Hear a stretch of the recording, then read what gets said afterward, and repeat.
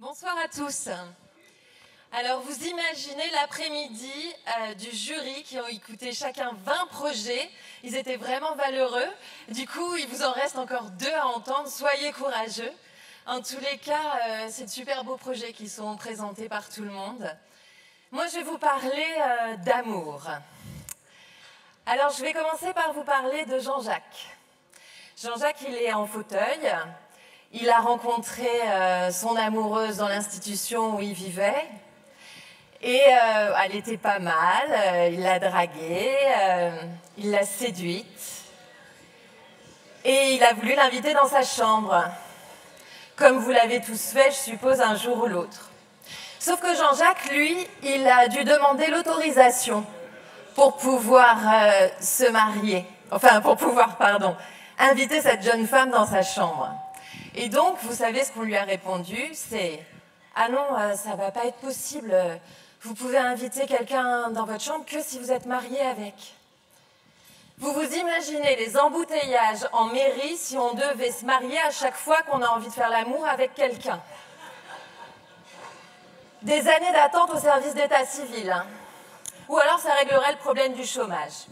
N'empêche que Jean-Jacques était motivé, il s'est marié et il est papa de 2 enfants. Lui demandez pas comment il a fait, ça l'agace. Des histoires comme celle-ci, on en a entendu plein. Alors évidemment, nous qui sommes une troupe de théâtre, on a eu envie de faire un spectacle sur l'amour. On a rassemblé une troupe de comédiens amateurs de tout type de handicap pour parler avec eux de ce qu'il est questionné sur ce thème-là. Est-ce qu'on peut seulement parler d'amour? Une jeune femme belle comme le jour nous disait « Mais moi, je ne peux pas aimer, je suis handicapée ». Un autre homme, schizophrène, handicap invisible, disait « Non, mais moi, à quel moment je dis que je suis schizophrène? Genre, je vais sur un site de rencontre, je mets ma phrase d'accroche et je mets Schizo 38, cherche belle blonde ». Ok, on a vu des ados aussi. Des ados qui ont grandi en institution et à qui on n'a jamais parlé d'amour, et alors de vie sexuelle, n'en parlons pas. Du coup, c'est des gamins connectés, où est-ce qu'ils cherchent leur info? Sur Internet, et donc sur YouPorn. Je parle avec un ado, je lui dis « Ok, pour toi, qu'est-ce que c'est faire l'amour ?» Il me dit c'est quand on rentre dans une pièce et la dame vous montre ses fesses. Je vous laisse vous rappeler votre expérience personnelle sur le nombre de fois où ça collait avec la vraie vie. Et on continuait à discuter et une femme du groupe, très militante et très vive, nous dit « Non mais moi, c'est pas de ça dont je veux parler. Vraiment. » Et elle nous a raconté son viol. Et il s'est avéré ce jour-là que 2 femmes du groupe avaient été victimes de ce type de violence-là.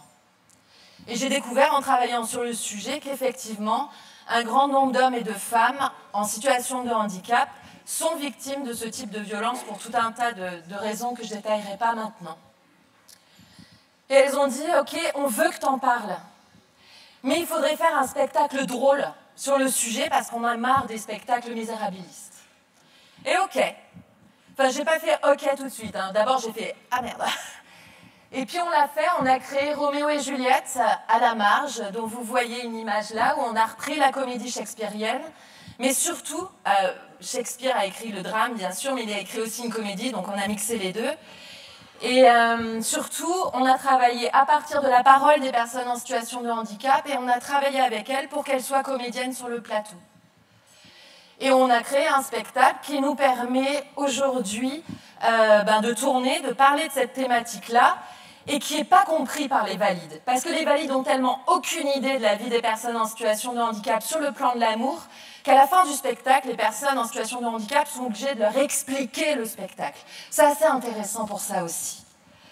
Et maintenant, on continue. On a créé 6 troupes de spectacles amatrices dans plusieurs institutions différentes et on crée un grand spectacle qui s'appelle Une chambre au milieu de l'océan pour toujours continuer à parler de ce thème de l'amour, en parler avec les valides et tout ce que ça peut nous apporter à nous valides, de questionner qu'est-ce qu'un bon amant, un homme fort, un champion, une femme d'une souplesse extraordinaire ou quelqu'un qui a de l'écoute, de l'imagination.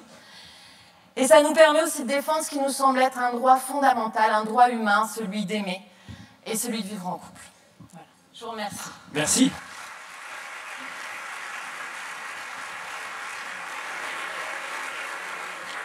Bruno, c'est puissant comme projet. Vous comprenez, bonsoir à toutes et à tous, tout d'abord. Vous comprenez pourquoi on a fait le choix de cette association, quand on entend Delphine. Mais je crois que ce qui est très important dans ce qu'elle a dit, c'est que lorsqu'on rencontre des personnes handicapées, on pense aux difficultés qu'elles peuvent subir tous les jours. Mais il y a une difficulté à laquelle on ne pense pas forcément, ou très peu, c'est créer une relation amoureuse, avoir une relation. Et quand elle nous a exposé son projet, c'est vrai qu'on était avec Wendy, on en a parlé, et on se disait, c'est vrai qu'on ne se pose pas cette question-là. Lorsqu'on est valide, on ne se dit pas, tiens, comment ça se passe, comment on arrive à créer une relation amoureuse lorsqu'on est handicapé. Et le deuxième point qui nous a énormément touché, c'est toutes les violences subies par les personnes handicapées, les violences sexuelles, parce que ça aussi, c'est un sujet qui est tellement tabou qu'on en entend très peu parler. Et donc, pour ces deux raisons essentielles, on a choisi de faire confiance à Delphine, mais aussi, parce qu'elle nous a démontré ce soir, par l'émotion qu'elle dégage lorsqu'elle nous a présenté son projet. Et je trouve que d'associer le théâtre pour faire passer ce genre de message d'amour, c'est extraordinaire. Et voilà, c'est pour ça qu'on a choisi ce projet. Merci beaucoup.